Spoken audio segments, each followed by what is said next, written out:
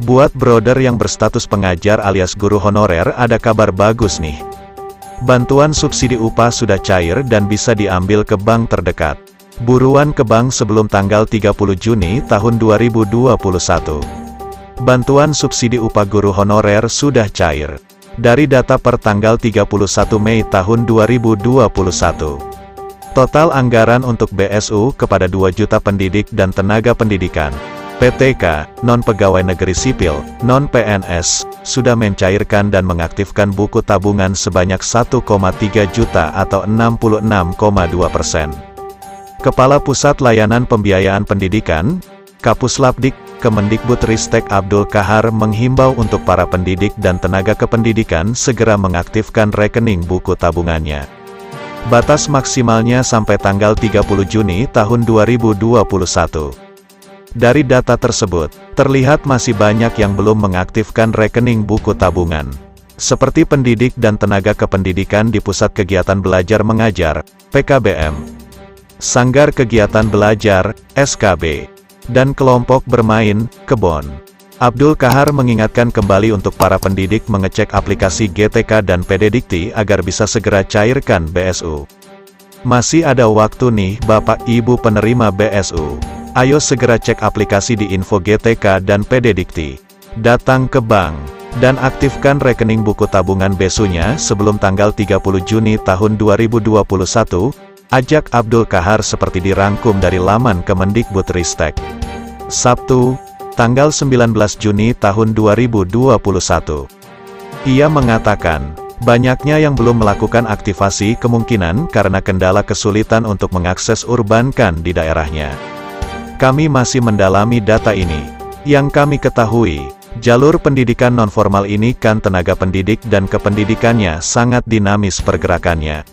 Atau, mungkin saja memang karena faktor letak geografis sehingga sulit bagi mereka untuk mengakses informasi atau perbankan, ungkap Abdul Kahar. Segera cairkan BSU sebelum tanggal 30 Juni. Ini caranya Kapuslapdik meminta para pendidik dan tenaga kependidikan yang berhak menerima BSU untuk segera membuka aplikasi di DAN. Kemudian, setelah mengunduh dan mencetak SPTJM bisa datang ke bank dan mengaktifkan rekening buku tabungan untuk bisa mencairkan dana BSU, lanjut dia. Dijelaskan lebih lanjut oleh Abdul Kahar. Saat ini masih terdapat 33% penerima BSU belum mencairkan atau melakukan aktivasi rekening. Untuk itu, ia menyerukan kepada PTK yang berhak menerima BSU dan belum aktivasi buku tabungannya agar segera melakukan aktivasi sebelum tanggal 30 Juni tahun 2021. Imbauan juga disampaikan kepada kepala sekolah dan kepala perguruan tinggi untuk dapat memfasilitasi pendidik dan tenaga kependidikan di lingkungannya agar segera mencairkan bantuan dari pemerintah ini. Caranya sangat mudah, rekeningnya sudah kami bantu buatkan. Tinggal datang ke bank dengan membawa KTP dan SPTJM, surat pernyataan tanggung jawab mutlak. Uangnya bisa diambil langsung semua, atau tetap disimpan di rekening. Silakan saja, yang penting segera dicek dan dicetak buku tabungannya, tutur Abdul Kahar. Lebih lanjut, ia menjelaskan bahwa data calon penerima BSU diambil dari data per tanggal 30 Juni tahun 2020. Kemudian dipadankan dengan data penerima bantuan sosial pemerintah melalui BPJS Ketenagakerjaan sehingga menghindari tumpang tindih penyaluran bantuan. Kendati demikian, ada beberapa kondisi yang menyebabkan jumlah calon penerima berubah. Salah satunya adalah perubahan status kepegawaian pendidik dan tenaga kependidikan tersebut. Memang saat dana dari pemerintah sudah disalurkan, ternyata ada perubahan status PTK penerima BSU. Beberapa kondisi yang menyebabkan jumlah calon penerima berubah adalah status keaktifan yang bersangkutan di lembaga pendidikan tersebut. Misalnya, saat kami data, yang bersangkutan masih aktif sebagai dosen di PTS. Namun saat pencairan dosen ini sudah tidak lagi berstatus sebagai pengajar PTS ini. Jadi mereka sudah merasa bahwa ia tidak berhak lagi menerima BSU, terang Abdul Kahar. Salah satu penerima manfaat program BSU, dosen STK IPPGRI Pacitan, Fit Ardiantama mengutarakan proses pendaftaran hingga pencairan yang sangat mudah. Ketika informasi sudah masuk, saya langsung membuka laman PDDikti. Informasi di laman tersebut sudah lengkap. Jadi langsung dapat mengetahui prosesnya. Dari persyaratannya sampai apa yang harus dilakukan sudah dijelaskan. Tinggal login saja sesuai dengan akun sistemnya, tuturnya. Selanjutnya, untuk proses pencairan, penerima BSU menyiapkan dokumen pencairan BSU sesuai informasi yang didapatkan, yakni kartu tanda penduduk, KTP, nomor pokok wajib pajak, NPWP, jika ada, surat keputusan penerima BSU yang dapat diunduh dari Info GTK dan PDDikti, serta surat pernyataan tanggung jawab mutlak, SPTJM, yang dapat diunduh dari laman.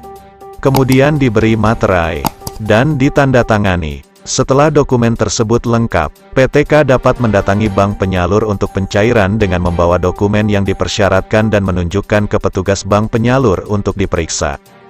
Jadi Bapak Ibu tidak perlu membuat, tinggal unduh dan print. Jadi pada saat kita masuk ke laman tadi sudah bisa melihat bank apa. Kemudian nomor rekeningnya juga sudah ada. Jadi kita langsung ke bank. Kita menunjukkan itu dan langsung dilayani, ujar Fit Ardiantama. Beberapa wilayah memiliki tingkat pencairan atau aktivasi rekening tertinggi. Di antaranya Provinsi Bali dengan persentase sebesar 82%. Selanjutnya, Provinsi Bangka Belitung sebesar 79%. Provinsi Riau sebesar 78%. Nusa Tenggara Barat sebesar 74%. Kalimantan Selatan sebesar 73%. Serta Jawa Tengah dan Yogyakarta sebesar 72%. Setelah dokumen tersebut lengkap, PTK dapat mendatangi bank penyalur untuk pencairan dengan membawa dokumen yang dipersyaratkan dan menunjukkan ke petugas bank penyalur untuk diperiksa. Jadi Bapak Ibu tidak perlu membuat, tinggal unduh dan print. Jadi pada saat kita masuk ke laman tadi sudah bisa melihat bank apa. Kemudian nomor rekeningnya juga sudah ada. Jadi kita langsung ke bank. Kita menunjukkan itu dan langsung dilayani, ujar Fit Ardiantama.